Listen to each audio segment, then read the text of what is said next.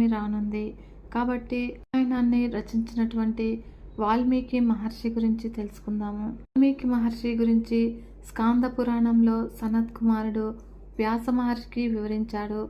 సుమతి కౌశికి అనే బ్రాహ్మణ దంపతుల కుమారుడి పేరు అగ్నిశర్మ. ఆ అగ్నిశర్మకి చదువు అనగా వేదములు మొదలైనవి సరిగ్గా అబ్బలేదు. అయితే ఆ రాజ్యంలో వచ్చిన వల్ల ఎవరూ కూడా ఎవరికి దాన ధర్మాలు చేయడం లేదు. కాబట్టి అగ్నిశర్మ తన భార్య పిల్లలు తల్లిదండ్రులతో అరణ్యానికి వెళ్ళి అక్కడ దొరికే కందమూలాలు తేనె లాంటివి తెచ్చుకుని బ్రతుకుతూ ఉన్నాడు. అయితే చదువు సరిగ్గా అబ్బనందువల్ల అక్కడే ఉండే దొంగలతో స్నేహం చేసి దొంగతనాలు చేయడం ప్రారంభించాడు. ఒకసారి అటుగా వెళ్తున్నటువంటి కొంతమంది మహర్షులను ఆపి, మీ దగ్గర ఉన్నది ఇవ్వండి లేకపోతే చంపుతాను అని అన్నాడు. అప్పుడు ఆ మహర్షులలో ఉన్న అత్రి మహర్షి, నువ్వు ఈ దొంగతనాలు ఎందుకు చేస్తూ ఉన్నావు అని అగ్నిశర్మని అడిగాడు. అగ్నిశర్మ అన్నాడు, నన్ను నమ్ముకున్నటువంటి నా భార్యని నా తల్లిదండ్రుల్ని పోషించడానికి అని చెప్పాడు అగ్నిశర్మ. అలా అయితే నువ్వు ఇప్పటిదాకా చేసిన దొంగతనాల వల్ల నీకు కలిగిన పాపాన్ని నీ కుటుంబ సభ్యుల్లో ఎవరైనా కూడా పంచుకుంటారేమో అడిగిరా అని అత్రి మహర్షి అన్నారు. అగ్నిశర్మ అన్నాడు, నేను ఇదంతా కూడా చేస్తూ ఉన్నది నా కుటుంబ సభ్యుల కోసమే కాబట్టి వాళ్ళు తప్పకుండా పాపాన్ని కూడా పంచుకుంటారు అనే సమాధానం చెప్పాడు. అయితే మహర్షి అన్నాడు, ఒక్కసారి వెళ్ళి నీ కుటుంబ సభ్యులను అడిగిరా అని అన్నాడు. సరేనని ఒప్పుకొని అగ్నిశర్మ వాళ్ళ కుటుంబ సభ్యులందరినీ కూడా అడిగాడు. చేస్తున్నటువంటి పాపపు కర్మలలో మీరు కూడా పంచుకుంటారా కర్మలను అని అడగగా, అందుకు వారు, మమ్మల్ని పోషించడం నీ కర్తవ్యము కాబట్టి నువ్వు మమ్మల్ని పోషించాలి. నువ్వు తెచ్చావు, మేము అనుభవించావు, కానీ ఎలా తెచ్చావు అన్నదానికి ఇచ్చే ఫలితాన్ని నువ్వే అనుభవించి తీరాలి అని అన్నారు. శర్మ కుటుంబ సభ్యులు అందుకు చాలా బాధ కలిగింది అగ్నిశర్మకు. అప్పుడు మళ్ళీ ఆ ఋషుల దగ్గరికి వెళ్ళి వచ్చి నా పాపాలను పోగొట్టుకునేందుకు మార్గం చెప్పమని అన్నాడు. ధ్యానమే ఒక్కటే మార్గం అని చెప్పి అత్రి మహర్షి అక్కడి నుంచి వెళ్ళిపోయారు. అలా 13 సంవత్సరాల తర్వాత ఆ మహర్షులు ఇదే దారిలో తిరిగి వస్తూ ఉంటే అక్కడ ఒక పెద్ద పుట్ట కనబడింది. అక్కడ ధ్యాన నిమగ్నుడై ఉన్న అగ్నిశర్మ మీద పుట్టలు పెరిగాయి. అలా తన మీద పుట్టలు కట్టినా తెలియని స్థితిలో ఉన్నాడు కాబట్టి వాల్మీకి పిలిచారు. వాల్మీకము అంటే పుట్ట అని అర్థము. శర్మ పుట్టలో ఉన్నాడు కాబట్టి అతనికి వాల్మీకి అనే నామకరణాన్ని చేసి బయటకు రమ్మన్నారు అత్రి మహర్షి. ఇది ఆయనకి పౌరుషనామం అయ్యింది. అప్పుడు ఆ మహర్షులు ఆయనని ఉత్తర దిక్కుకు వెళ్ళి భగవంతుడిని ధ్యానం చేయమన్నారు. అలా వాల్మీకి మహర్షి కుశలస్థలి అనే ప్రదేశానికి వెళ్ళి పరమేశ్వరుని గురించి ఆరాధన చేశారు. అప్పుడు ఆయనకి శ్రీ మహావిష్ణువు కథ రాయగలిగే అదృష్టాన్ని బ్రహ్మగారు ఇచ్చారు. అంటే ఆయనకి త్రిమూర్తుల అనుగ్రహం లభించింది అన్నమాట. వాల్మీకి మహర్షి ఒక శ్లోకాన్ని రాశాడు. ఆ వాల్మీకి మహర్షి రామాయణంలో రాసిన మొదటి శ్లోకము. దీని అర్థం ఏమిటి అంటే, తపస్వి ముని గొప్ప పీతాంబరుడైన నారద మహర్షిని పరిప్రశ్న చేయడానికి ఆ తపస్వి అయిన వాల్మీకి మహర్షి సిద్ధపడుతూ ఉన్నారు అని. వాల్మీకి మహర్షి నారదుడిని ఏమడిగారు అంటే, ఈ లోకంలో ఇక్కడే ఉన్న గుణవంతుడు మరియు వీర్యవంతుడు, ధర్మాత్ముడు, కృతజ్ఞ భావము కలిగినవాడు మరియు సత్యం పలికేవాడు, దృఢమైన సంకల్పం కలిగినవాడు, చారిత్రము కలిగినవాడు, అన్ని ప్రాణులను మంచి కోరేవాడు మరియు విద్యావంతుడు, సమర్థుడు, ఎన్నిసార్లు చూసినా కూడా ఇంకా చూడాలి అనిపించేంత సౌందర్యం కలిగినవాడు, ధైర్యవంతుడు, క్రోధాన్ని జయించినవాడు మరియు తేజస్సు కలిగినవాడు, ఎదుటివారిలో మంచిని చూసేవాడు, అవసరమైనప్పుడు కోపాన్ని తెచ్చుకోగలిగినవాడు ఉంటే నాకు చెప్పండి అని అడిగాడు. నారద మహర్షి అన్నాడు, నువ్వు చెప్పిన గుణాలన్నీ కూడా ఒకే మనిషిలో ఉండడం కష్టమే, కానీ ఒకడు ఉన్నాడు, నీకు ఇప్పుడు అతని గురించి చెప్తాను అని నారద మహర్షి ఇలా అన్నారు. వంశంలో రాముడు అనే పేరు గల ఒక వ్యక్తి జన్మించాడు. ఆయనకి నువ్వు అడిగినటువంటి 16 గుణాలు ఉన్నాయి అని చెప్పి ఒక 100 శ్లోకాలలో సంక్షిప్త రామాయణాన్ని వాల్మీకి మహర్షికి నారదుడు చెప్పాడు. అలా చెప్పిన తర్వాత నారదుడు అక్కడి నుంచి వెళ్ళిపోయాడు. అలా విన్న వాల్మీకి మనస్సు చాలా ఆనందంగా ఉంది. అలా ఒక రోజున మధ్యాహ్న సమయంలో సంధ్యావందనం చేయడానికి నది తీరానికి వెళ్ళి భరద్వాజుడు అన్న శిష్యుడితో వెళ్ళారు. అదే సమయంలో ఒక చెట్టు మీద సంభోగం చేసుకుంటూ ఉన్నటువంటి 2 క్రౌంచ పక్షులను చూశారు. అప్పుడే అక్కడికి వచ్చిన ఒక బోయేవాడు నిశ్చయుడై మిథున లక్షణంతో ఉన్నటువంటి ఆ మగ క్రౌంచ పక్షి గుండెల్లో బాణం పెట్టి కొట్టాడు. అలా కింద పడిన ఆ మగపక్షి చుట్టూ ఆడపక్షి ఏడుస్తూ తిరుగుతూ ఉంది. అయితే అప్పటిదాకా మనసులో రామాయణాన్ని తలుచుకుంటూ ఉన్నటువంటి వాల్మీకి మహర్షికి ఈ సంఘటన చూసి బాధ కలిగి ఆయన నోటి వెంట అనుకోకుండా ఒక మాట వచ్చింది. మార్కుడైన బోయవాడ, మిథున లక్షణంతో ఉన్నటువంటి 2 క్రౌంచ పక్షుల్లో ఒక క్రౌంచ పక్షిని కొట్టావు. నీవు చేసిన పాపం వలన నీవు ఎక్కువ కాలం జీవించి ఉండవుగాక అని చెప్పించాడు. ఆయన స్నానం ముగించి ఆశ్రమానికి బయలుదేరారు. కానీ ఆయన నోట్లో ఈ మాటలు తిరుగుతూనే ఉన్నాయి. మనసులో ఆ క్రౌంచ పక్షులే కనిపిస్తూ ఉన్నాయి. అలా ఆయన శిష్యులు కూడా ఈ మాటల్ని ధారణ చేశారు. అలా అది శ్లోక రూపం దాల్చింది. ఇంతలో చతుర్ముఖ బ్రహ్మగారు అక్కడ ప్రత్యక్షమయ్యారు. ఆశ్చర్యపోయిన వాల్మీకి మహర్షి బ్రహ్మగారిని ఆశ్రమంలోనికి తీసుకువెళ్ళి కూర్చోబెట్టారు. అప్పుడు బ్రహ్మగారు అన్నారు, ఓ బ్రాహ్మణుడా, నీ నోటి వెంట వచ్చిన ఆ శ్లోకమే రామాయణ కథ అని అన్నారు. అలా ఆ శ్లోకానికి అర్థం చూడండి. కథ అంటే బోయవాడు అనే ఒక అర్థము, అలాగే సమస్త లోకములు తన యందున్న నారాయణుడు అని ఒక అర్థము. మా అంటే లక్ష్మీదేవి, మా నిషాద ప్రతిష్టాంత్వ అంటే లక్ష్మీదేవినే. నదిగా కలిగిన ఓ శ్రీనివాసుడా, నీ కీర్తి శాశ్వతముగా నిలబడుగాక. కామం చేత పీడింపబడి బ్రహ్మగారు ఇచ్చిన వరముల చేత అహంకారం పొంది కామమే జీవితంగా జీవిస్తూ ఉన్నటువంటి రాక్షసుల జంట అయిన రావణ మండోదరులలో రావణుడు అనే క్రౌంచ పక్షిని నీ బాణంతో కొట్టి చంపిన ఓ రామ, నీకు మంగళం జరుగుగాక అని ఆ శ్లోకం అర్థం మారింది. బ్రహ్మగారు అన్నారు, నా శక్తి అయినటువంటి సరస్వతి అనుగ్రహం చేత నువ్వు ఈరోజు రామాయణాన్ని పలికావు నాయనా. నేను నీకు వరం ఇస్తూ ఉన్నాను. నువ్వు కూర్చుని రామాయణం రాద్దాము అని మొదలు పెడితే రాముడు, లక్ష్మణుడు, సీతమ్మ, రాక్షసులు మొదలైన వాళ్ళు మాట్లాడినదే కాదు, వాళ్ళ మనసులో అనుకున్న విషయాలు కూడా తెలుస్తాయి. కాబట్టి ఈ భూమి మీద నదులు, పర్వతాలు ఎంతకాలం ఉంటాయో అంతకాలం కూడా రామాయణం ఉంటుంది. ఇందులో ఒక్క మాట అబద్ధం కానీ కల్పితం కానీ ఉండదు. కాబట్టి నువ్వు ఇంకా రామాయణం రాయడము మొదలుపెట్టు అని వరం ఇచ్చి అక్కడి నుంచి వెళ్ళిపోయారు.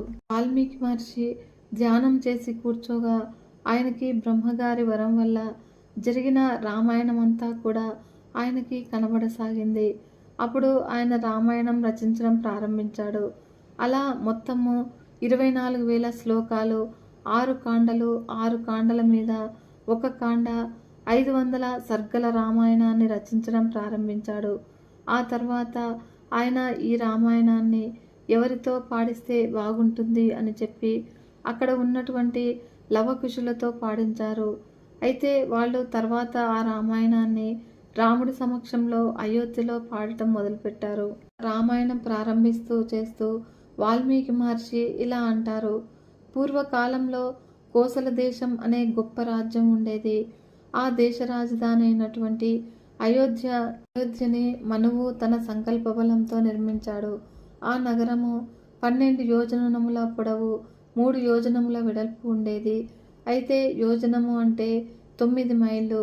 అలా ఆ నగరం మధ్యలో రాజప్రాసాదంలో దశరథ మహారాజు నివాసం ఉండేవారు. ఆ నగరంలో రహదారులన్నీ కూడా చాలా విశాలంగా ఎప్పుడూ కూడా సుగంధ ధూపాలతో ఉండేవి. చెరుకు లాంటి పంటలన్నీ కూడా బాగా పండేవి. ఆ రాజ్యంలో ఏ ఇంట్లోనూ కూడా అనవసరంగా ఉన్న నేల లేదు. అయోధ్య నగరంలో అందరూ కూడా చాలా సంతోషంగా ఉండేవాళ్ళు. అలా ధర్మం తెలిసిన వాళ్ళే ఎవరికి ఉన్నదానిలో వాడు తృప్తిగా ఉండేవాళ్ళు. అందరూ కూడా దానం చేసేవాళ్ళు, సత్యమే పలికేవాళ్ళు. అందరూ కూడా ఐశ్వర్యవంతులే. ఆవులు, గుర్రాలు, ఏనుగులతో ఆ నగరమంతా కూడా శోభిల్లేది. మరియు చెవులకి కమ్మలు లేనివాడు, కిరీటం లేనివాడు, మెడలో పూలహారం లేనివాడు, హస్తములకు ఆభరణములు లేనివాడు, దొంగతనం చేసేవాడు, నాస్తికుడైన వాడు ఆ అయోధ్య నగరంలోనే లేడు. దశరథ మహారాజుకి 8 మంది ప్రధానమంత్రులు ఎప్పుడూ కూడా సహాయం చేసేవారు. వాళ్ళ దృష్టి విజయుడు, సిద్ధార్థుడు, అర్ధసాధకుడు, అశోకుడు, మంత్రపాలకుడు, సుమంతుడు, వశిష్ఠుడు, దేవుడు ఎల్లప్పుడూ కూడా దశరథ మహారాజుకి సలహాలు ఇచ్చే ఋత్విక్కులు. ఇతరమైన బ్రాహ్మణులు, మంత్రులు కూడా ఉండేవారు. ఆ మంత్రులు అపారమైన విద్య కలిగిన వాళ్ళు మరియు పనిచేయడం తెలిసిన వాళ్ళు, ఇంద్రియములను నిగ్రహించిన వాళ్ళు, శ్రీమంతులు, శాస్త్రములు తెలిసిన వాళ్ళు, సావధాన చిత్తం కలిగిన వాళ్ళు. ఆ కోసల దేశంలో పరభార్య మీద వ్యామోహం ఉన్న వ్యక్తి ఒక్కడు కూడా లేడు. ఇన్ని ఉన్నా కూడా ఆ దశరథ మహారాజుకి ఒక బాధ ఉండేది. వంశోద్ధారకుడైనటువంటి పుత్రుడు లేడే అనే బాధ ఉండేది. అప్పుడు ఆయనకి అప్పటికి 60,000 సంవత్సరాలు నిండిపోయాయి. ఆయనకి అశ్వమేధ యాగం చెయ్యాలి అనే ఆలోచన వచ్చి వెంటనే సుమంత్రుని పిలిచి ఋత్విక్కులైనటువంటి వశిష్ఠుడు, వామదేవుడు మరియు ఇతర పురోహితులను పిలుపని చెప్పాడు. అందరికీ కూడా తన ఆలోచనను చెప్పాడు. అప్పుడు అందరూ కూడా సరే అన్నారు. అలా అశ్వమేధ యాగానికి కావలసినటువంటి సంభారములన్నీ కూడా తెప్పించి సరయూ నదికి ఉత్తర తీరంలో యాగమండపాన్ని నిర్మించారు. దశరథ మహారాజు దక్షిణ నాయకుడు. ఆయనకి 300కి పైగా భార్యలు ఉన్నారు. పత్నులు మాత్రము కౌసల్య, సుమిత్ర, కైకేయి. తన యాగం మొదలు పెడుతున్నాడు కాబట్టి తన పత్నులని దీక్ష స్వీకరించమని అన్నాడు. అప్పుడు అంతఃపురంలోనికి వెళుతూ ఉన్నటువంటి దశరథ మహారాజుతో సుమంతుడు ఇలా అన్నాడు. కాలంలో ఒకసారి సనత్ కుమారుడు ఋషులకు ఇలా చెప్పాడు. ఇక్ష్వాకు వంశంలో జన్మించిన దశరథ మహారాజుకి కుమారులు లేక అశ్వమేధ యాగం చేస్తాడు. ఆ యాగం వల్ల ఆయనకి 4 కుమారులు కలుగుతారు. కానీ అశ్వమేధ యాగంతో పాటు పుత్రకామేష్టి యాగం కూడా చెయ్యాలి. ఇలా ఈ 2 యాగాల్ని కూడా చేయగలిగిన వాడు ఋష్యశృంగుడు. ఆయన ఆ యాగాల్ని చేస్తేనే బిడ్డలు పుడతారు అని సనత్ కుమారుడు చెప్తూ ఉంటే విన్నాను అని సుమంతుడు దశరథ మహారాజుతో అన్నాడు. ఆ ఋష్యశృంగుడు పక్కనే ఉన్నటువంటి అంగదేశంలో ఉన్నాడు కాబట్టి మీరు వెళ్ళి ఆయనను తీసుకురండి అని అన్నాడు. దశరథ మహారాజు నాకు ఆ ఋష్యశృంగుడు గురించి వివరంగా చెప్పు అంటే సుమంతుడు ఇలా చెప్పసాగాడు. పూర్వకాలంలో విభన్నక మహర్షి చాలా కాలం తపస్సు చేసి స్నానం చేయడానికి ఒక సరస్సు దగ్గరికి వెళ్ళగా అక్కడ అలా వెళుతూ ఉన్నటువంటి ఊర్వశిని సరికి ఆయన రేతస్థానం నుంచి కదిలిన వీర్యము సరోవరంలో పడింది. అలా ఆ వీర్యాన్ని ఒక జింక తాగి గర్భం దాల్చి శిరస్సు మీద కొమ్ము ఉన్నటువంటి ఒక పిల్లవాడికి జన్మనిచ్చింది. అలా ఆ శిరస్సు మీద కొమ్ముతో పుట్టాడు కాబట్టి ఆయనకి ఋష్యశృంగుడు అనే పేరు పెట్టారు. ఆ విభన్నక మహర్షి ఋష్యశృంగుడికి సమస్త వేదాలు, శాస్త్రాలు, యజ్ఞ యాగాదులు అన్నీ కూడా చెప్పాడు. కానీ ఆ ఋష్యశృంగుడికి లోకం తెలియకుండా పెంచాడు.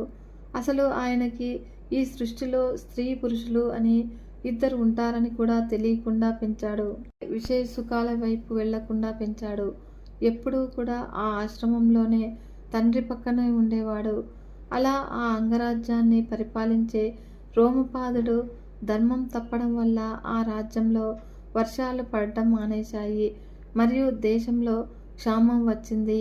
అప్పుడు ఋష్యశృంగుడు కానీ మన దేశంలో అడుగు పెడితే వర్షాలు తప్పక కురుస్తాయని కొందరు మహర్షులు అన్నారు. వెంటనే రాజు మంత్రుల్ని పిలిచి విషయం చెప్తే ఋష్యశృంగుడిని తీసుకురావడము మా వల్ల కాదు. ఏమి కోరికలు లేనివాడు మన రాజ్యానికి ఎందుకు వస్తాడు అని అన్నారు. ఎంతైనా మంత్రులు కనుక ఒక మాట అన్నారు. శృంగుడికి కూడా ఇంద్రియాలు, మనస్సు ఉంటాయి కదా. వాటికి ఇప్పటిదాకా రుచి తగలక విజయ సుఖాల వైపుకు రాలేదు. కాబట్టి అందంగా అలంకరించుకున్నటువంటి కొంతమంది వేశ్యలను పంపిస్తే విభన్నకుడు లేని సమయంలో వీళ్ళు ఆ ఋష్యశృంగుడి మనస్సుని ఆకర్షించి ప్రలోభ పెడతారు.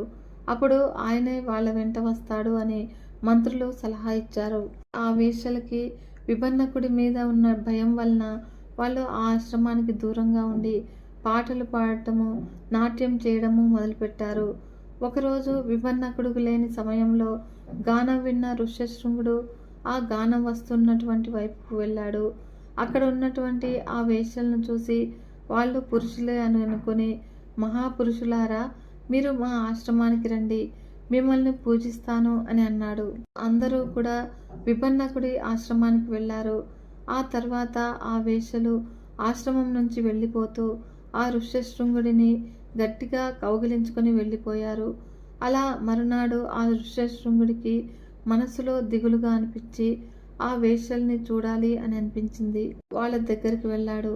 అయితే ఈసారి వాళ్ళు ఆయనని కొంచెం దూరంలో ఉన్న తమ ఆశ్రమానికి రమ్మన్నారు. అందుకు సరే అని కూడా అక్కడి నుంచి బయలుదేరారు. ఆయన అంగదేశంలో అడుగు పెట్టగానే నుంచి బ్రహ్మాండమైన వర్షం కురిసింది. వెంటనే రోమపాదుడు ఋష్యశృంగుడికి నమస్కారం చేసి ప్రార్థించి అంతఃపురానికి తీసుకువెళ్ళి తన కుమార్తె అయినటువంటి శాంతని ఇచ్చి వివాహం జరిపించారు. దశరథ మహారాజు ఆ ఋష్యశృంగుడిని పిలవడానికి అంగదేశానికి స్వయంగా వెళ్ళాడు. అక్కడ 8 రోజులున్నాక వెళ్ళిపోతూ దశరథుడు రోమపాదుడితో ఇలా అన్నాడు: మా ఇంట్లో ఒక ముఖ్యమైన కార్యం ఉంది కనుక నీ కూతుర్ని అల్లుడిని కూడా నాతో పంపిస్తావా అని అడిగాడు. రోమపాదుడు ఆనందంగా పంపించాడు. అప్పుడు దశరథుడు చాలా సంతోషించి వాళ్ళని అయోధ్యకు తీసుకువెళ్ళాడు. కొంతకాలం గడిచాక ఒకనాడు దశరథ మహారాజు ఋష్యశృంగుడి దగ్గరికి వచ్చి ఇలా అన్నాడు: అయ్యా, నేను సంతానహీనుడిని. నాకు చాలా దిగులుగా ఉంది. నాకు సంతానం కలగకుండా ఏ పాపము ప్రతిబంధకంగా నిలబడుతుందో ఆ పాపాన్ని హరించుకుపోవడానికి వేదము చేత నిర్ణయించబడిన అశ్వమేధ యాగాన్ని మీరు నాతో చేయించాలి అని కాళ్ళు పట్టుకొని ప్రార్థించాడు. ఋష్యశృంగుడు ఇలా అన్నాడు: యాగం చెయ్యాలి అనే ధార్మికమైన బుద్ధి నీకు ఎప్పుడైతే కలిగిందో ఆనాడే నీకు మంచి జరగడం మొదలైంది. కనుక నీకు శూరులు, లోకము చేత కీర్తింపబడే 4 కుమారులు కలుగుతారని ఆశీర్వదించాడు. చైత్రమాసంలో చిత్రా నక్షత్రంతో వచ్చే పౌర్ణమి నాడు యాగాశ్వాన్ని తీసుకొచ్చి ఒక స్తంభానికి కట్టి దానికి ప్రోక్షణ, స్నాపన, విమోచన చేశారు. ఇంకా కొన్ని ఇతరములైన క్రతువులు చేశాక ఆ యాగాశ్వాన్ని విడిచిపెట్టారు. అది అలా ఒక 12 నెలలు తిరుగుతుంది. దాని వెనకాల మహాశూరులైన వాళ్ళు వెళతారు. ఆ అశ్వం తిరిగొచ్చేలోపు, అంటే ఫల్గుణ మాసంలో వచ్చే అమావాస్యకి రాజు యాగశాల ప్రవేశం చెయ్యాలి. కాబట్టి దశరథ మహారాజు ఋష్యశృంగుడిని, వశిష్ఠుడిని పిలిచి యాగం ప్రారంభించాల్సిందిగా కోరాడు. అలా ఆ యాగానికి ఇతర దేశాల నుంచి రాజులను, ప్రజలను, జానపదులను, వేద బ్రాహ్మణులను, విద్వాంసులను ఆహ్వానించాడు. వచ్చిన వాళ్ళందరికీ కూడా భోజనాలు పెట్టారు. పల్లెటూర్ల నుంచి వచ్చిన వాళ్ళని అశ్రద్ధగా చూడకండి. భోజనం పెట్టేటప్పుడు అందరికీ శ్రద్ధగా వడ్డించండి అని వశిష్ఠుడు చెప్పాడు. 10 మంది భోజనం చేసేటప్పుడు కొంతమంది కామక్రోధాలకి లోనై అనరాని మాటలు మాట్లాడితే మీరు నవ్వి వచ్చేయండి, పట్టించుకోమాకండి. భోజనం చేయడానికి పంక్తిలో కూర్చున్నవాడు అతిథి రూపంలో ఉన్న సాక్షాత్తు భగవంతుడు. కాబట్టి మర్యాదలకి ఎటువంటి లోటు రాకూడదు అని వశిష్ఠుడు ఆజ్ఞాపించాడు. అలాగే జనక మహారాజు, కాశీరాజు, రోమపాదరాజు, కైకేయ రాజుని పిలవడానికి ఎవరినో కాకుండా స్వయంగా మంత్రులనే వెళ్ళమని చెప్పి అందరికీ కూడా విడిది ఏర్పాటు చేయండి అని ఆదేశించాడు. అలా వచ్చిన వాళ్ళందరికీ కూడా భోజనాలు పెడుతూ ఉన్నారు. వచ్చిన వాళ్ళలో వృద్ధులు, వ్యాధిగ్రస్తులు, స్త్రీలు, చిన్న చిన్న పిల్లలు ఉన్నారు. భోజనం చేస్తూ ఉన్నప్పుడు వాళ్ళంతా కూడా ఆహా, భోజనాలు ఏమి రుచిగా ఉన్నాయి అని అంటూ ఉన్నారు. ఇంత రుచికరమైన భోజనాలు మళ్ళీ ఎప్పుడు తింటాము అని అనుకుంటూ ఉన్నారు. అలా దశరథ మహారాజు వాళ్ళందరినీ చూసి ఇంకా తినండి, ఇంకా తినండి అని అంటూ ఉన్నాడు. వచ్చిన వాళ్ళందరికీ కూడా ధనము, వస్త్రములు దానం చేశాడు దశరథుడు. వచ్చిన వాళ్ళందరూ కూడా ఆహా, ఎంత చక్కటి భోజనం పెట్టావు రాజా, ఎంత గొప్ప వస్త్రాలు ఇచ్చావయ్యా, నీ కోరిక తీరి నీకు సుపుత్రులు కలిగి నీ వంశము ఆచంద్ర తారార్కంగా వర్ధిల్లుతుంది అని ఆశీర్వదించి వెళ్ళారు. యాగశాలని చాలా అద్భుతంగా నిర్మించారు. ఆ యాగశాలలో 21 యూపస్తంభాల్ని పాతారు. మారేడు కర్రలతో చేసినవి 6, మోదుగు కర్రలతో చేసినవి 6, చంద్ర కర్రలతో చేసినవి 6, మరియు దేవదారు కర్రలతో చేసినవి 2, మరియు శ్లేష్మాత్మక కర్రలతో చేసినది 1 ఉంటుంది. దశరథుడు శుక్ల యజుర్వేదానికి చెందినవాడు కనుక దానికి అనుగుణంగా ఆ యాగశాలని నిర్మించారు. అలా ఎంతో శాస్త్రోక్తంగా ఆ యాగం జరుగుతూ ఉంది. చివర్లో ఆ యాగాశ్వాన్ని తీసుకువచ్చి ఆ యూపస్తంభానికి కట్టారు. పట్టమహిషి అయినటువంటి కౌసల్య 3 కత్తులతో ఆ యాగాశ్వాన్ని వధించింది.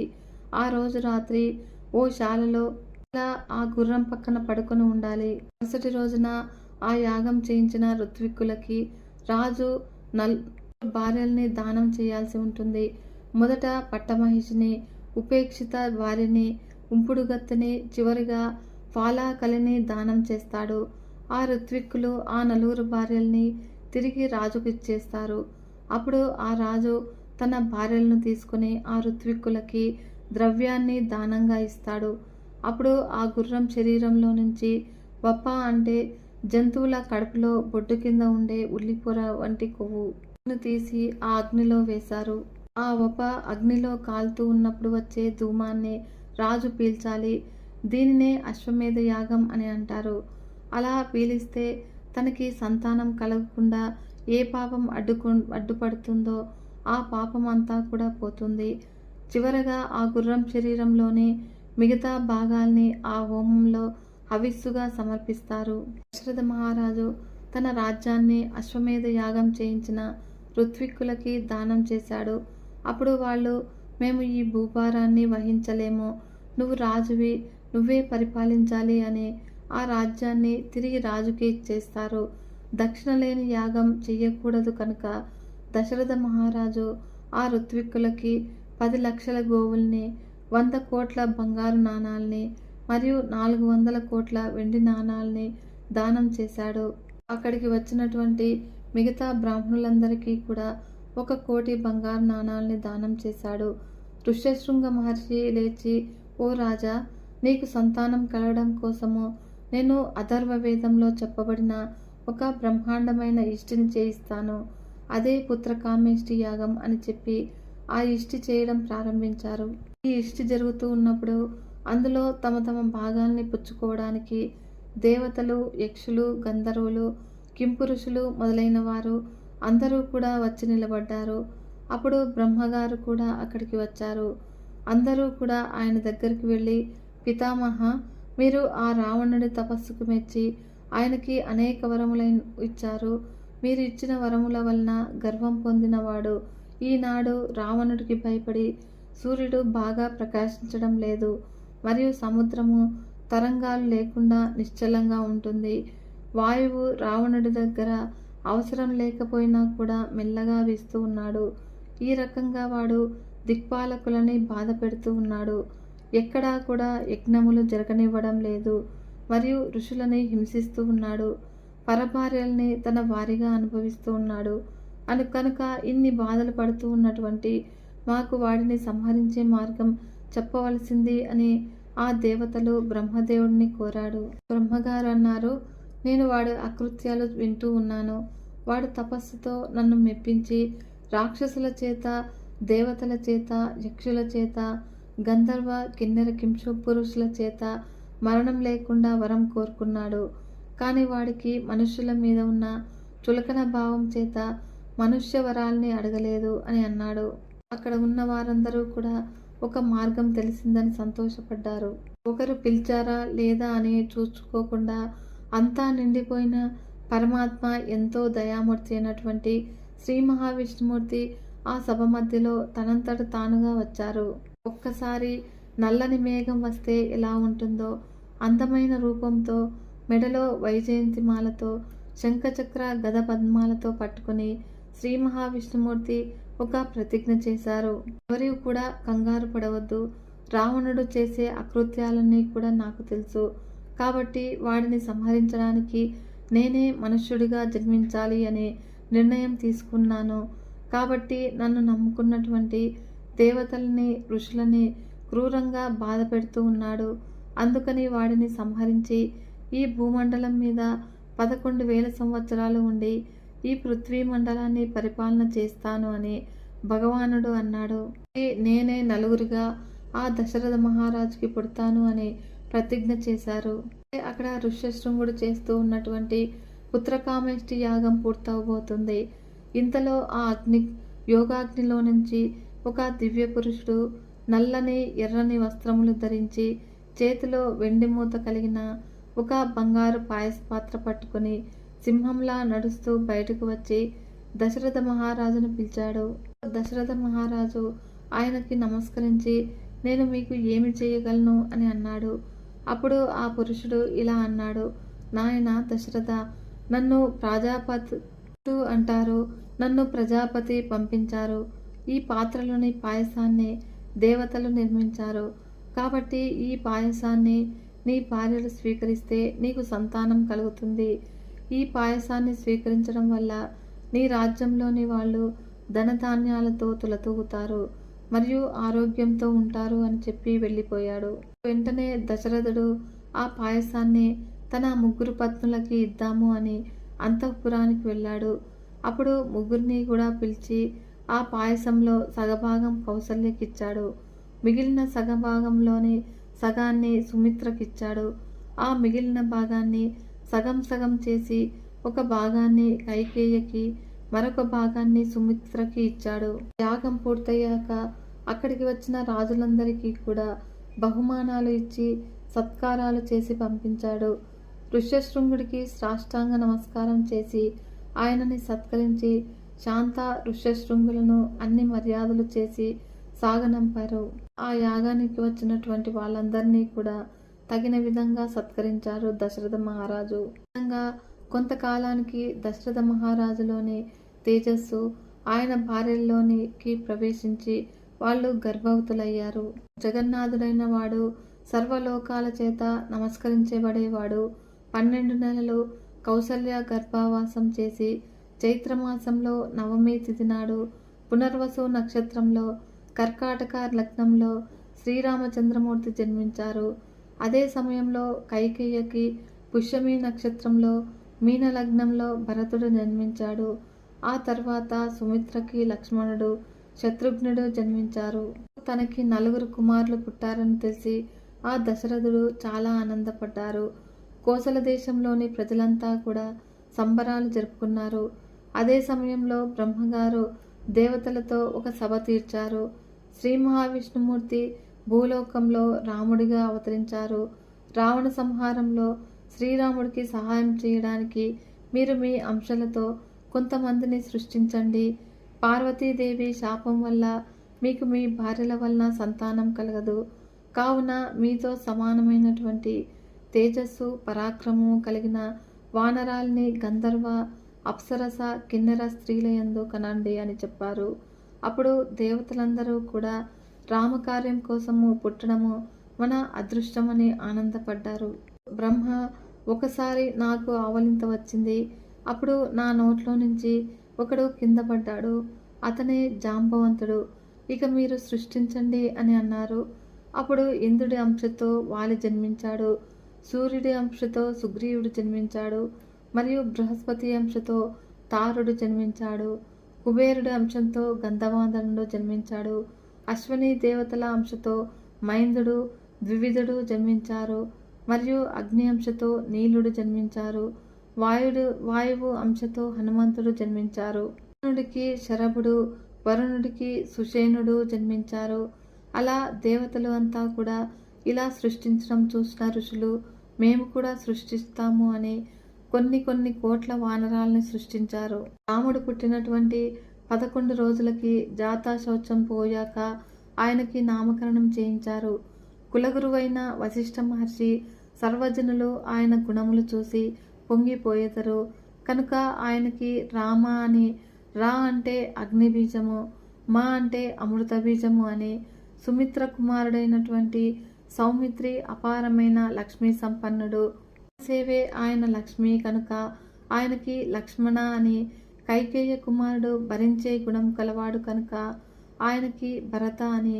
శత్రువులను అంతఃశత్రువులు సంహరించగలవాడు కనుక శత్రుఘ్నుడు అనే నామకరణం చేశారు వశిష్ఠ మహర్షి. కదా ఫ్రెండ్స్, ఈ వీడియో మీకు నచ్చినట్లయితే ఒక చిన్న లైక్ చేసి మన ఛానల్ని ఇంతవరకు సబ్స్క్రైబ్ చేసుకోకుంటే సబ్స్క్రైబ్ చేసుకుని సపోర్ట్ ఇవ్వండి ఫ్రెండ్స్. మరొక మంచి వీడియోతో మీ ముందుకు వస్తాను. అంతవరకు సెలవు. నమస్కారం.